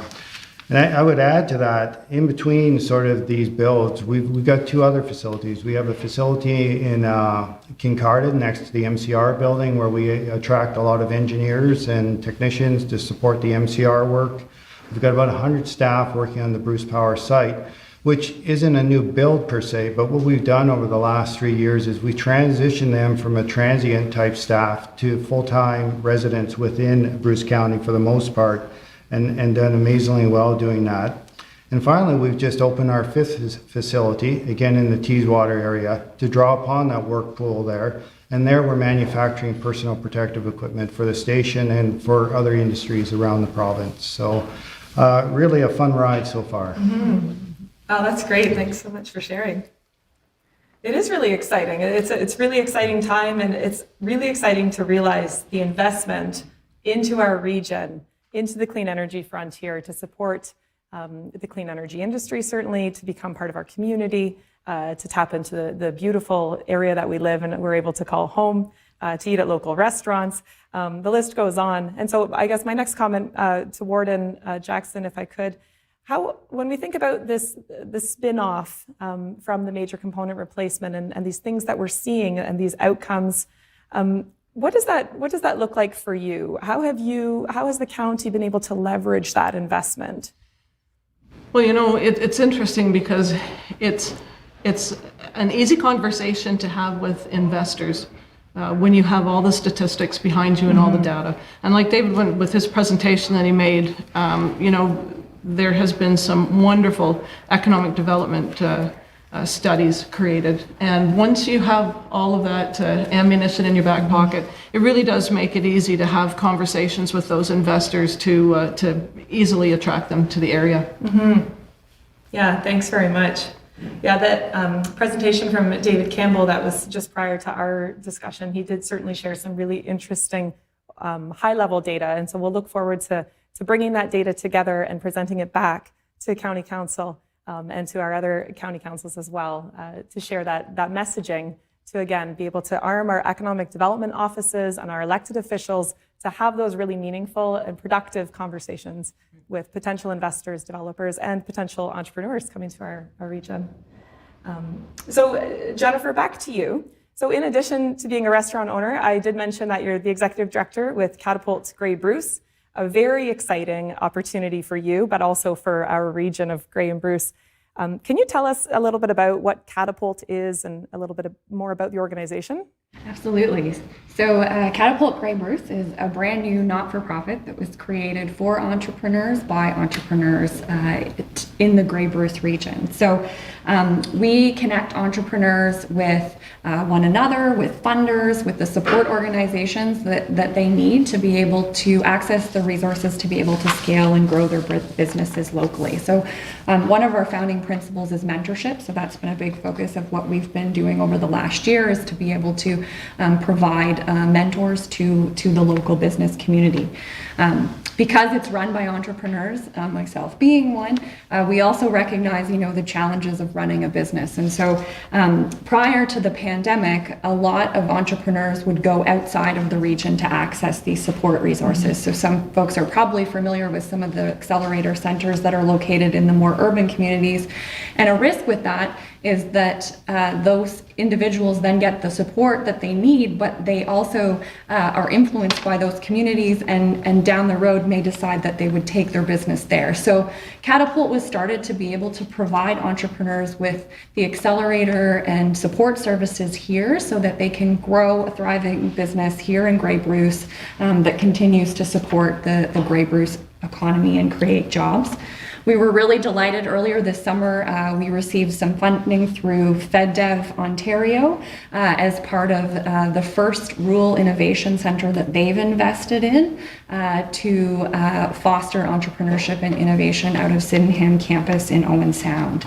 And so that's where we're located, but we provide support right across the region. So in the next month, we're really excited to be launching the Catapult Tech Network, which will provide more connection opportunities for entrepreneurs and technology professionals that are in this region. And then we will be launching Fastlane Plus, which is a very focused accelerator program that provides entrepreneurs with project-based support to be able to overcome the challenges that are in their business. So two very new programs to this region that we really hope are, again, going to be able to provide entrepreneurs with the support they need locally so that they can navigate some of those challenges that might be specific to a rural community like ours, but be able to access markets well beyond our region and potentially globally. Oh, that's great. And being able to offer that support network, and I can't begin to articulate how terrifying with the pandemic landing and trying to pivot your business to keep your doors open. That must have been, I'm sure, a very challenging time for many business owners. And so, thank you to Catapult and other organizations that were able to provide those resources to support our entrepreneurs, because our entrepreneurs create this place that is very special. And so thanks so much, Jennifer, for sharing that. Part of what the Clean Energy Frontier, and I mentioned as part of my introduction, as the Clean Energy Frontier program continues to evolve from 2016 Nuclear Economic Development Initiative into the Clean Energy Frontier program where we are today, it's very important that we continue to foster and support our suppliers who are here. And if there's a supplier in the entrepreneurial space that is looking for a resource, looking for some guidance, whether it's knowledge-based or financial opportunity, it sounds to me that there's a really great connection here to do some outreach to Catapult. Absolutely. So anybody can subscribe to our newsletter to access that information, and I'm happy to meet with anyone that's interested to make some further connections in the area or looking for support. We're also part of Startup Canada, so that provides access to a national network of entrepreneurship communities, as well as some export development programming and pitch programming. So we're very open and happy to support anyone that reaches out to us. And I'll just add, I think one of the big things that for a lot of entrepreneurs, it's being able to connect with a actual person, right? Mm-hmm. There's so many resources available digitally, thanks to the pandemic. I mean, everything is virtual and online, but having a warm handoff or a warm introduction, whether it's to a funding organization like BDC or to a supplier who might be a fit for that entrepreneur to be able to form some partnerships, we know that's really, really important. And so that's something that we work really closely with all of the ecosystem partners to be able to provide. That's great. Thanks so much for sharing. And actually, really great segue into my question here for John. When we look at Kinetrix, Kinetrix is an example of a supplier who not only landed in our region, but then expanded their business and is in the process and continues to diversify their business to support other companies and other industries outside of nuclear. John, do you want to talk a little bit about Kinetrix and the evolution in this area? Yes, certainly.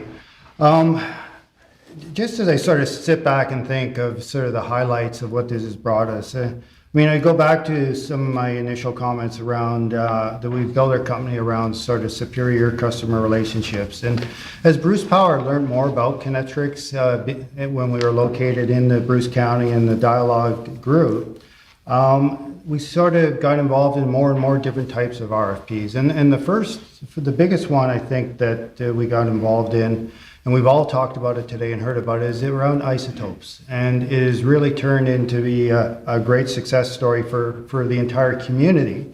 And it's also done well for our business. And we have the Lutetium-177 project, which we're undergoing now and currently putting the systems in. I'm going to dash over there after and see how they're doing.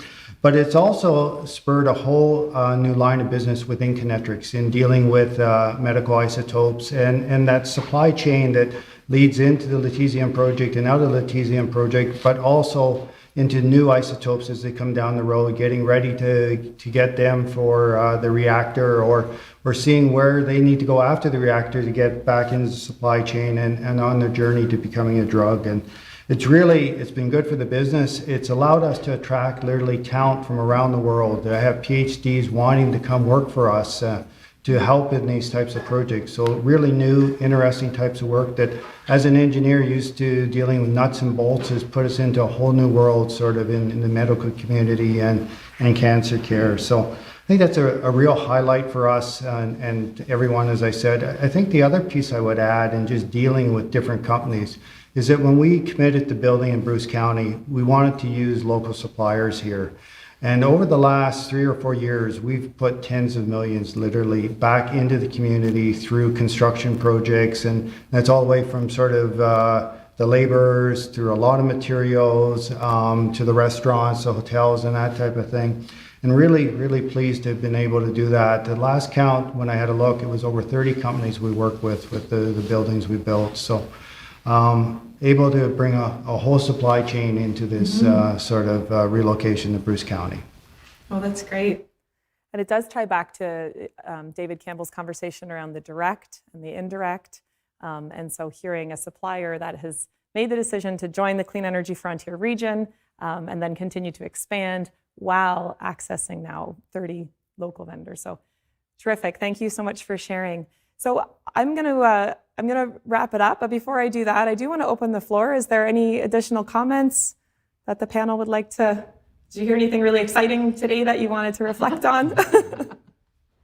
I think maybe I can just add, when you're looking at growth from a municipal perspective, with all of our municipalities in the tri-region. So you really have to plan that growth. You have to be very strategic with how you're moving forward. And, you know, because if you don't plan it properly, you can find yourself in a bit of a pickle when it comes to infrastructure. And so, you know, it's just been such a wonderful experience to go through all of this in Bruce, Grey, and Huron counties. And we're excited about the future.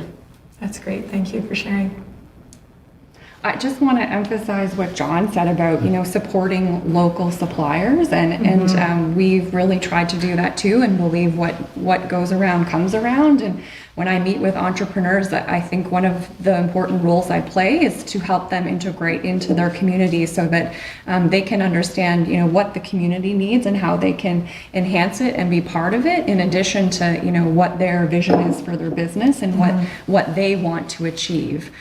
Because I think there's a lot of really exciting things happening right now. I think that there's so much potential, and the opportunities for innovation right now with, you know, people from different sectors coming together in our communities is really exciting. And so being able to really, you know, help folks make that connection so that they can truly be part of their community and help all of our rural communities in Grey Bruce Huron thrive, for me is what gets, I think, really stands out. And Bruce Power and the MCR project has been a great leader by example, I think, of that. That's great. And you mentioned the tech network that is forming in Catapult. So I'll follow up with you. I think about some of the clean energy suppliers that are certainly in that tech space. So the opportunity to bring people together and have that conversation, it's exactly to your point. It becomes pretty powerful. Definitely. Great. Well, go ahead, John. If I have a quick minute, sure. Sure, yeah. I was just going to add that, you know, all around really positive experience with the expansion in the Bruce County. And as I went back and looked at what we spent over $100 million with our partners in the area of private money. And that's, you know, with the production of the lutetium and the expansion in the laundry and the other business that we do here. 300 new jobs we've created, and many of those sort of through COVID and post-COVID. And we're also attracting a lot of new people, new to nuclear people that are starting through some of our facilities that I'm sure will end up forming part of the operations in Bruce Power into the future. I think, you know, there's not much more I can say than that. It's a positive experience, and quite honestly, we're just getting started. So That's great. Thank you. Thanks for joining us. So thank you to the panel. And again, thank you to Bruce County and Bruce Power for their continued commitment to the Clean Energy Frontier program. We know that the work happening here in the Tri-County region is supporting recovery across the province of Ontario. Bruce Power continues to be a leader in economic recovery and continues to power Ontario forward. So with that, we'll move on through the rest of the day. Thank you so much for joining us.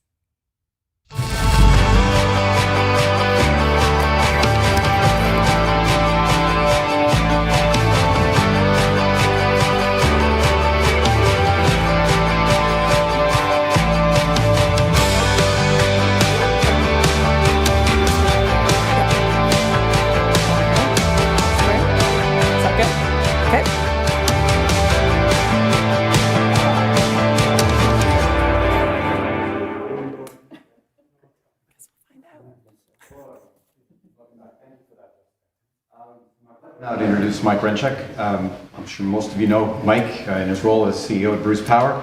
I've gotten to know Mike over the last couple of years as the chair of the board here at NII, and I can tell you there's no one more committed to healthy economic development, to education for our kids in the region, and to a clean energy future for everybody. So with that, Mike, the podium is yours. Thank you, Bruce. Well, good afternoon. Thanks for joining us today here. It's been a good run since 2016, you know, and as I reflect back, we had a session. It was in Kincardine in the Marriott Suites, and I remember sitting with Ann Eady and Mike Smith at the time, the mayor of Kincardine and Saugeen Shores, respectively, and we were talking about our ability to collaborate as a region to create economic development throughout the area. And it seemed like such a dream at the time. It seemed like it was something that was in a far off distance that was almost unimaginable. But we put forth a vision that day, and is embraced by Mitch Tulin and others in the room. We put forward that vision about how we could go about creating the necessary economic development in our area and the innovation that would lead us well into the future. You see, as part of Bruce Power's life extension program, we were heading into an area where we would invest about $13 billion. When you look at operations, it really looks like about $30 billion from now through 2035. So it's quite an opportunity to grow. With that, we laid out some plans. And since that time frame, we've been able to look forward and connect with about 60 entities that have moved into the areas to begin not only supporting our activities at Bruce Power, but also supporting each other. And that was the creation of an energy cluster. See, in the cluster, it's not just that they're coming here to support what we do, it's that these companies get to know each other and can partner and innovate and create new opportunities, not only for themselves here in the area, but globally. And after 5 years, we see that happening now on a routine basis, and it's growing quite profoundly. I also look at what we wanted to do in the area of innovation. And with that, companies band together to create the Nuclear Innovation Center. With the Innovation Center, it opened in the midst of the pandemic in literally March of 2020 timeframe. Since that time, it's begun teaching artificial language programming and science classes into about 65 classrooms throughout our area to about 5,000 students. And it's teaching teachers artificial intelligence language coding and computer programming. What this is doing, it's setting a sound foundation now in the economic development area, as well as the education area for high-end STEM careers and STEM career support. But not only there, it's creating opportunity for entrepreneurs throughout our region, as we just heard from the panel that finished. This evolution isn't without a lot of hard work. And for all those of you that are online from the municipal sector, I want to thank you for coming in each and every day and participating and helping throughout the area keep things on a steady path, especially throughout the pandemic, and really our provincial leaders. Having policy certainty allows the investment from these companies, it allows the investment from Bruce Power, it allows us to not only consider what might happen tomorrow, but what will happen in 5 years, 10 years, in 50 years. And that's been the theme of our discussions here today. You know, as you look at what we're doing here at Bruce Power, we're really looking at ourselves in terms of how we fit into the future. And quite frankly, our vision is to power the future. We look at our mission to safely supply clean, reliable, affordable electricity and life-saving medical isotopes to strengthen our communities, protect the environment, and secure tomorrow. It's that long-term view that helps us connect these things together. You can't get to where you're going unless you take action. You know, we always talk about at work, I emphasize over and over, it's easy to talk about things, it's hard to do things. And what we've learned through this pandemic that should teach us all a good lesson, it's something that we started on in 2016. By collaboration, we can do great things when we work together. When we all pull in the same direction, we can have a profound effect on whatever it is we set out to do. Since 2016, we've had over 300 small businesses created in Grey Bruce and Huron counties. We've had hundreds of thousands of square feet of vacant storefronts and abandoned factories put back into service and being used. We've had thousands of people move into the area, and they call home now Grey Bruce and Huron counties. Well, this is also just the tip of the iceberg. You see, throughout the province, we've created about 22,000 direct and indirect jobs on an annual basis, and you heard David Campbell articulate the very details of that. About $4 billion in gross domestic product for Ontario, and about $8 to $11 billion of gross domestic product for Canada. In essence, we are a made in Ontario solution. nuclear power provides well-paying, long-term careers here in Canada with products that we make in Canada. And that means we have a secure, stable, reliable source of electricity for years and years to come. It enables the growth. And I want to review some of those things with you today about what we've been able to accomplish at Bruce Power over the past several years to be able to stimulate and encourage future growth. So from a business update, at Bruce Power, we've continued to focus on improving. We call it a standard of excellence. That means we're always looking at how we can improve our plant operations, our outage performance, and advancing our life extension program. As you can see over the past several years, our units are now operating for hundreds of days continuously. That means that you can rely on Bruce Power's energy to be there day or night, no matter the weather. We can be counted on to secure people's lives, businesses, and the overall economy for the province of Ontario. You see, we supply 30% of the electricity at 30% less than the average residential cost. Being a good, solid supplier has enabled us to think more broadly. When we started with economic development and innovation in 2016, we started to look at what was a natural fit for us to be able to spur the economy. Well, it was clear that isotope production could help us in that space. We had already made low specific activity cobalt-60, and we're in process of moving forward with a high specific activity cobalt-60. For those of you that don't know, or may not understand, low specific activity cobalt-60 is used to sterilize medical devices and also treat viruses like the Zika virus. Presently, we make enough low specific activity cobalt-60 to sterilize about 40% of the once used medical devices around the world. Our entry into high specific activity cobalt-60 lends itself to cancer treatments and to healthcare. We power the gamma knife, which is used to treat brain tumors. It's a very difficult disease, and having a non-invasive treatment means that when people have a brain tumor that can be treated by the gamma knife, we simply can move forward with a treatment that allows them to continue with a normal life, as normal as one can have when suffering with a brain tumor.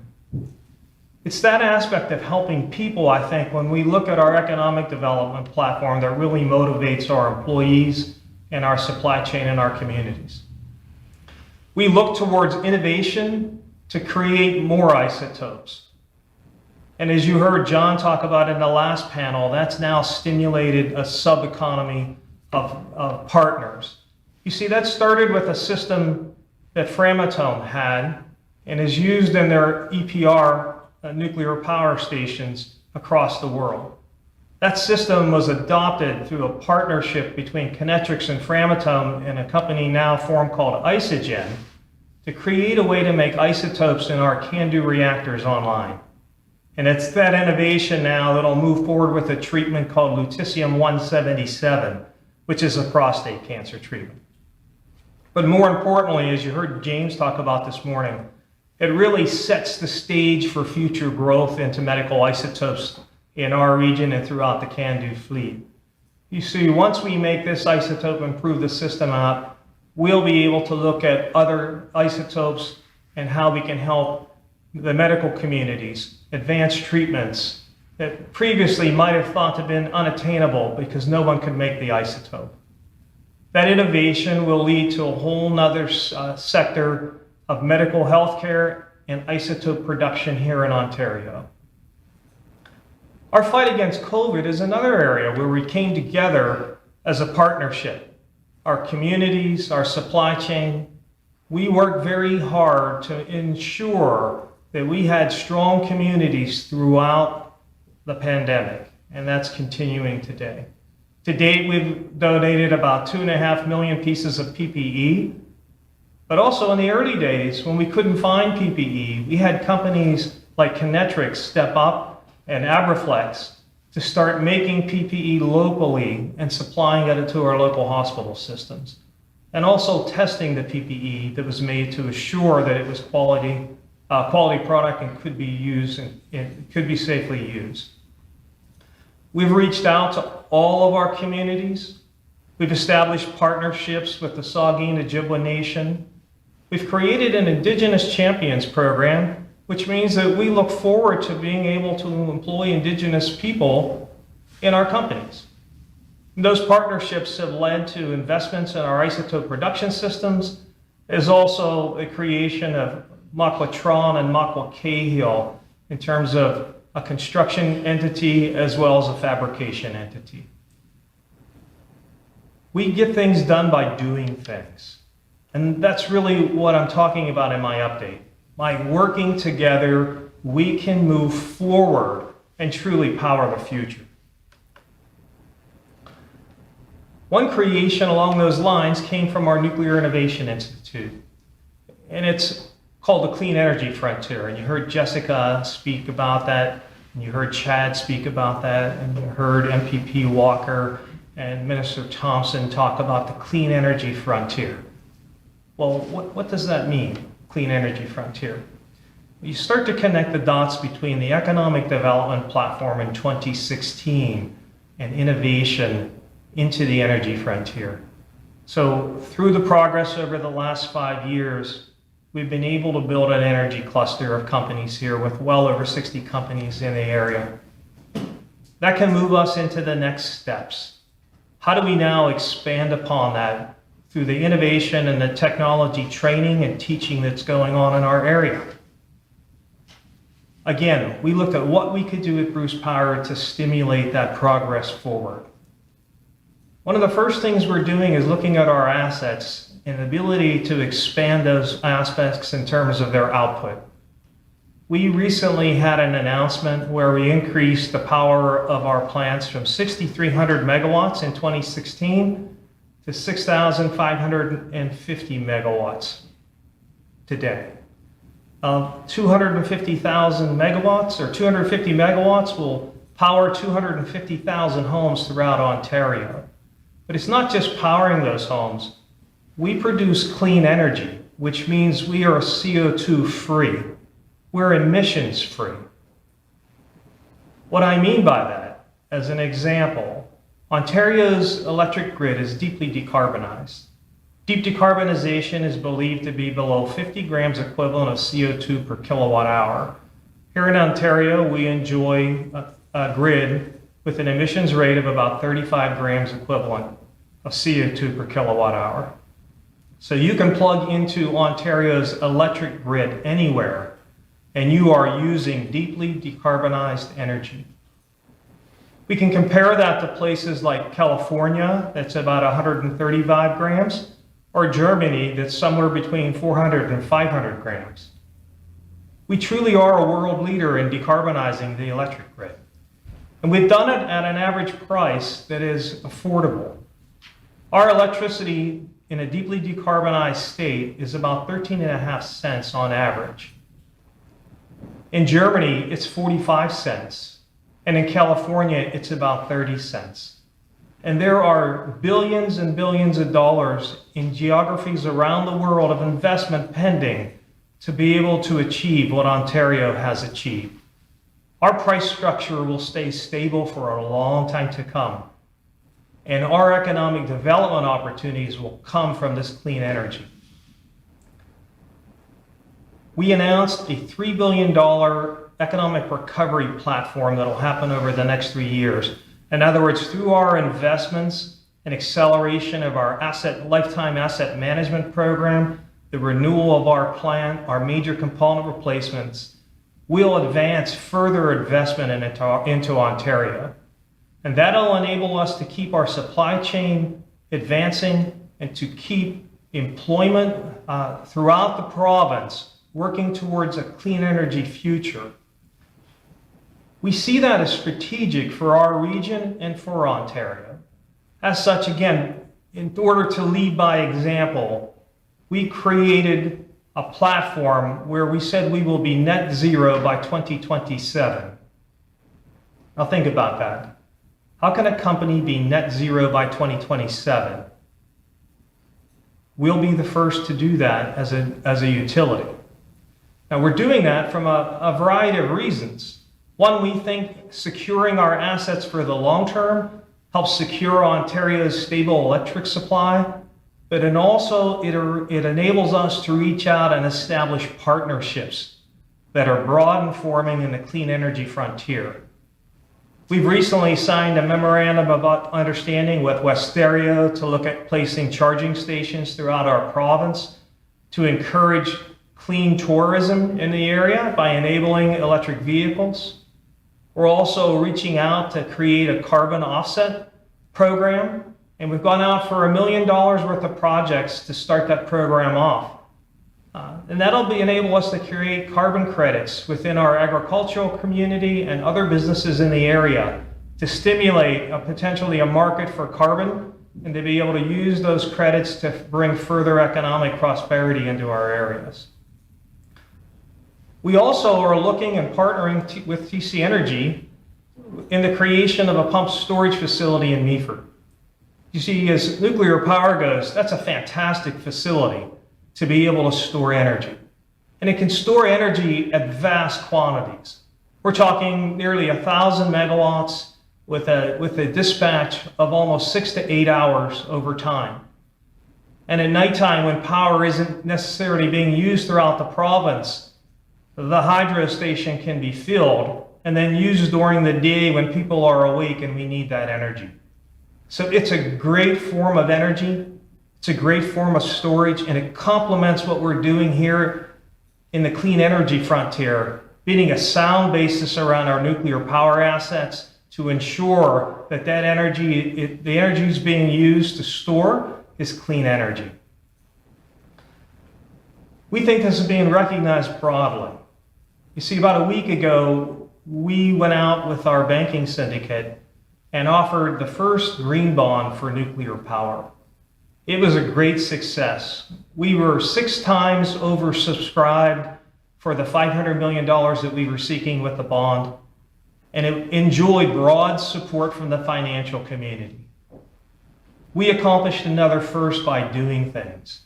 We are the first nuclear plant to issue a green bond and have nuclear be viewed as green energy and clean energy. Again, it's by doing things and collaborating and working together that we can accomplish and really secure the future. Our life extension program has progressed along, and it's an important part of our investment structure and securing our future here at Bruce Power. We started that program also in 2016 with a contract that we signed with the Independent Electric System Operator.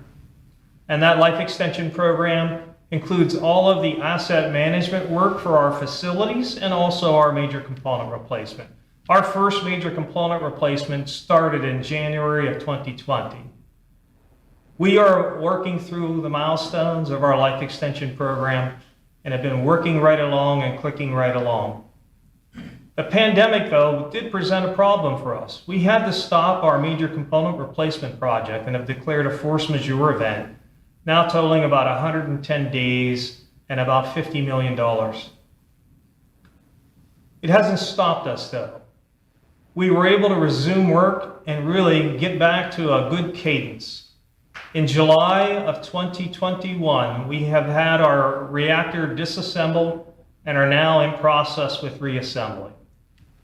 Our milestone 20, which is making sure that we're prepared to put the reactor back together, is taking a little longer than we had planned, but we're moving through that in a very good way. And we want to make sure that we do this part right so that the assembly downstream goes together flawlessly and effortlessly. And that work is progressing as we speak. We are reassembling the reactor, replacing now the calandria tubes, the steam generators, and the feeder tubes. And we'll build momentum going into 2022. And we look forward to beginning the startup process and returning Unit 6 to service.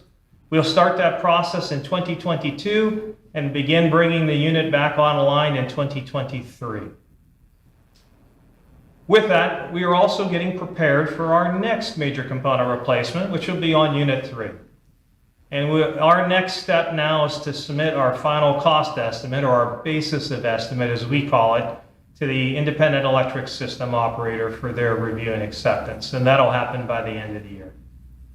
It gets back to what I said before. By collaborating and working together and getting things done, we can continue to advance into the future. This hasn't been easy. We've been in a pandemic for 2 years. As I said earlier, if it's taught us any one thing, is that by working together and collaborating, we can make a difference and we can make progress in all that we're seeking to do. Our life extension program spreads out over many years.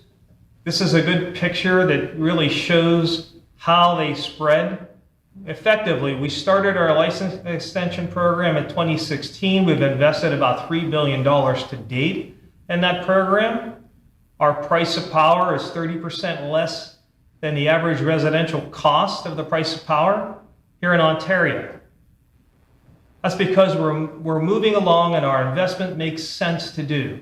Why? When you look at the electricity cost per generation source, according to the Ontario Electric Board, you'll see hydroelectric about 6 cents.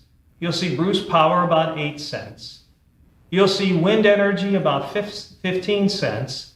You'll see gas about 15 cents and solar about 49 cents.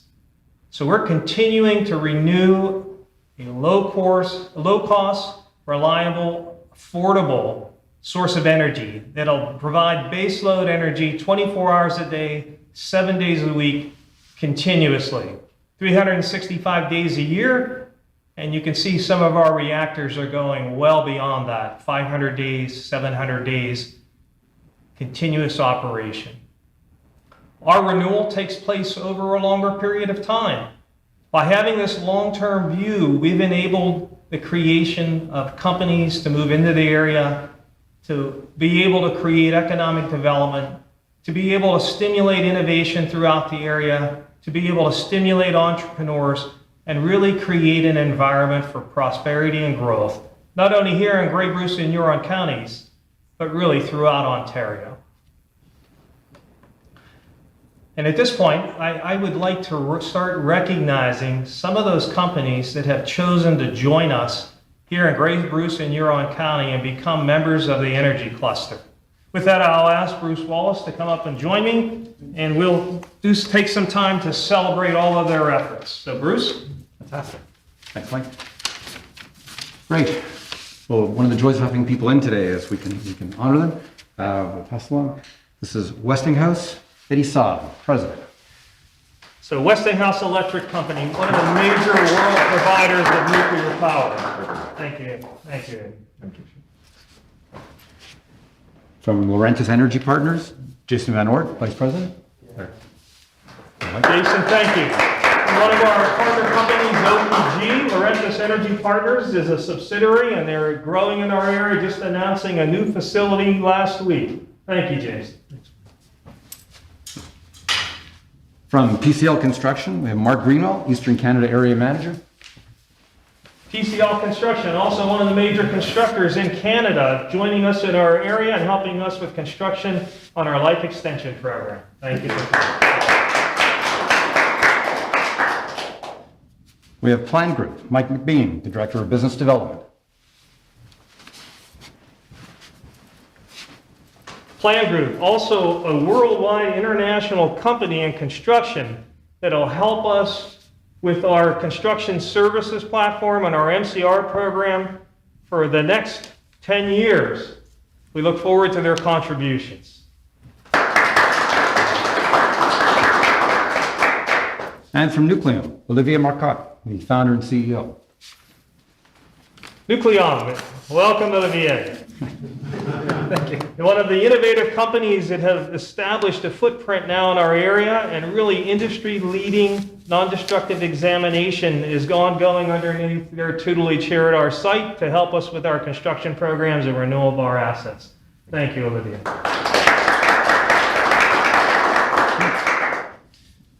Well, that wraps up the agenda. I want to take a moment to thank Jessica Lindhorn, who pulled all this together. There were a lot of people who were part of making this day successful, but Jessica, this is your vision, and thanks very much for the work. There's no certificate, nicely framed, but you have our deep gratitude, and maybe a little something extra in your Christmas stocking, but thanks very much. It's been terrific to have everybody in virtually to the NII. Pandemic's been hard in terms of launching and starting up. We arranged for some nice backdrop of snow today. That was all planned. But we have slowly been opening over time with some community groups coming in and doing some work. From here, we expect to have more in the future. We've had vaccination clinics here, so actually hundreds of people have been through this building. We look forward to more going forward.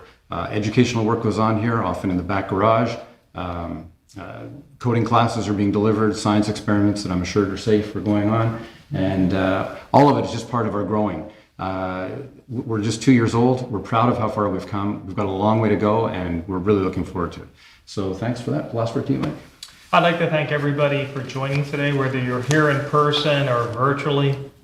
I think by continuing to communicate, what we're doing really sends a positive message throughout our communities. And again, by working together and collaborating, we can accomplish many things, not only in the short term, but for the long term. Thanks to all of our municipal leaders and our provincial leaders, small business owners, and thanks to the energy cluster supply companies that are here. And most importantly, I want to thank all the employees at Bruce Power that come into work each and every day, whether it's remote or at the plant site, to help us continue operating at very high levels and to be able to continue on with our life extension program. Securing our assets really does build a strong foundation to strengthen our communities, protect the environment, and secure tomorrow. Thank you so much for coming today.